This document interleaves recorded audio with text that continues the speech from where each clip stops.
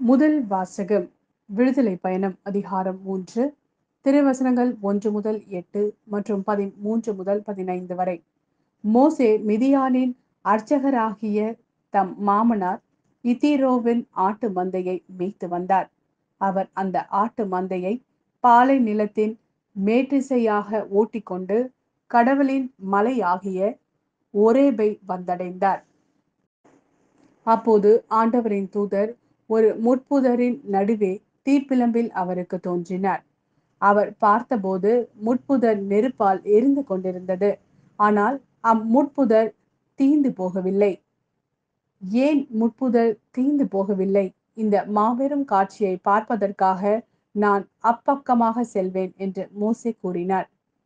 அவ்வாறே பார்ப்பதற்காக அவர் அணுகி வருவதை ஆண்டவர் கண்டார்.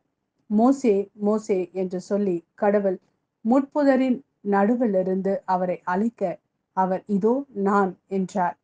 அவர் இங்கே அணுகி வராதே, உன் பாதங்களிலிருந்து மிதியடியை கழற்றிவிடு, ஏனெனில் நீ நின்று கொண்டிருக்கிற இந்த இடம் புனிதமான நிலம் என்றார். மேலும் அவர் உங்கள் மூதாதையரின் கடவுள் ஆபிரஹாமின் கடவுள், ஈசாக்கின் கடவுள், யாக்கோபின் கடவுள் நானே என்றுரைத்தார். மோசே கடவுளை உற்று நோக்க அஞ்சியதால் தம் முகத்தை மூடிக்கொண்டார். அப்போது ஆண்டவர் கூறியது: எகிப்தில் என் மக்கள் படும் துன்பத்தை என் கண்களால் கண்டேன். அடிமை வேலை வாங்கும் அதிகாரிகளை முன்னிட்டு அவர்கள் எழுப்பும் குரலையும் கேட்டேன். ஆம், அவர்களின் துயரங்களை நான் அறிவேன்.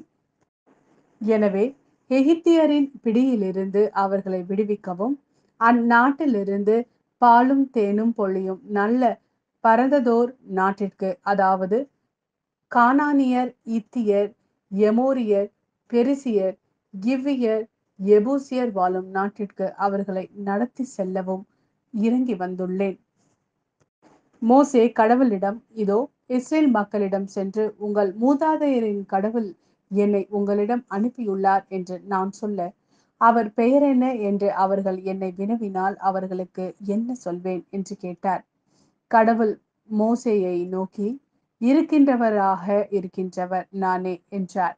மேலும் அவர், நீ இஸ்ரேல் மக்களிடம் இருக்கின்றவர் நானே என்பவர் என்னை உங்களிடம் அனுப்பினார் என்று சொல் என்றார். கடவுள் மீண்டும் மோசேயை நோக்கி பின்வருமாறு கூறினார்: நீ இஸ்ரேல் மக்களிடம், உங்கள் மூதாதையரின் கடவுளாகிய ஆண்டவர், ஆபிரஹாமின் கடவுள், ஈசாக்கின் கடவுள், யாக்கோபின் கடவுள் என்னை உங்களிடம் அனுப்பியுள்ளார் என்று சொல். இதுவே என்றென்றும் என் பெயர், தலைமுறை தலைமுறையாக என் நினைவு சின்னமும் இதுவே. இது ஆண்டவரின் அருள்வாக்கு. இறைவா, உமக்கு நன்றி. இரண்டாம் வாசகம் கொரிந்தியருக்கு எழுதிய முதல் திருமுகம் அதிகாரம் 10 திருவசனங்கள் 1 முதல் 6 மற்றும் 10 முதல் 12 வரை. சகோதர சகோதரிகளே, நீங்கள் ஒன்றை அறிந்திருக்க வேண்டும் என விரும்புகிறேன். நம் முன்னோர் அனைவரும் மேகத்தின் கீழ் வழி நடந்தனர். அவர்கள் அனைவரும் கடலை கடந்து சென்றனர். அவர்கள் அனைவரும் மோசேயோடு இணைந்திருக்கும்படி மேகத்தாலும் கடலாலும் திருமுழுக்கு பெற்றார்கள். அவர்கள் அனைவரும் ஒரே ஆன்மீக உணவை உண்டனர். அவர்கள் அனைவரும் ஒரே ஆன்மீக பானத்தை பருகினர். தங்களை பின்தொடர்ந்து வந்த ஆன்மீக பாறையிலிருந்து அவர்கள் பருகினார்கள். கிறிஸ்துவே அப்பாறை. அப்படி இருந்தும் அவர்களில் பெரும்பான்மையோர் கடவுளுக்கு உகந்தவராய் இருக்கவில்லை. பாலை நிலத்திலேயே அவர்கள் கொல்லப்பட்டார்கள்.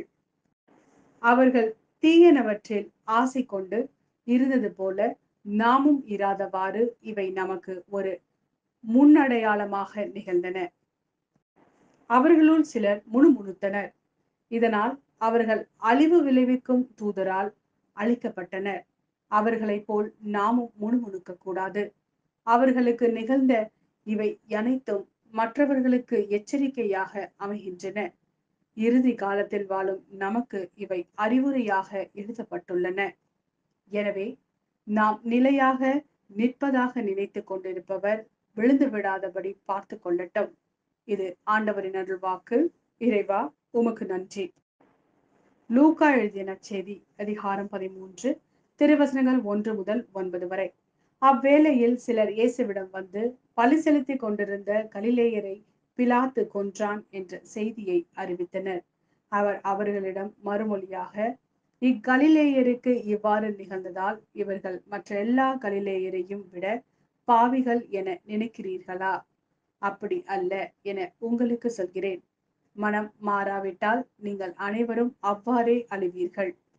சீலோவாமிலே கோபுரம் விழுந்து 18 பேரை கொன்றதே, அவர்கள் எருசலேமில் குடியிருந்த மற்ற எல்லாரையும் விட குற்றவாளிகள் என நினைக்கிறீர்களா? அப்படி அல்ல என உங்களுக்கு சொல்கிறேன். மனம் மாறாவிட்டால் நீங்கள் அனைவரும் அப்படியே அழிவீர்கள் என்றார். மேலும் இயேசு இந்த ஊமையை கூறினார். ஒருவர் தம் திராட்சை தோட்டத்தில் அத்திமரம் ஒன்றை நட்டு வைத்திருந்தார். அவர் வந்து அதில் கனியை தேடிய போது எதையும் காணவில்லை. எனவே அவர் தோட்ட தொழிலாளர்களிடம், பாரும், 3 ஆண்டுகளாக இந்த அத்தி மரத்தில் கனியை தேடி வருகிறேன், எதையும் காணவில்லை. ஆகவே இதை வெட்டிவிடும், இடத்தை ஏன் அடைத்துக் கொண்டிருக்க வேண்டும் என்றார். தொழிலாளர் மறுமொழியாக, ஐயா, இந்த ஆண்டும் இதை விட்டு வையும்.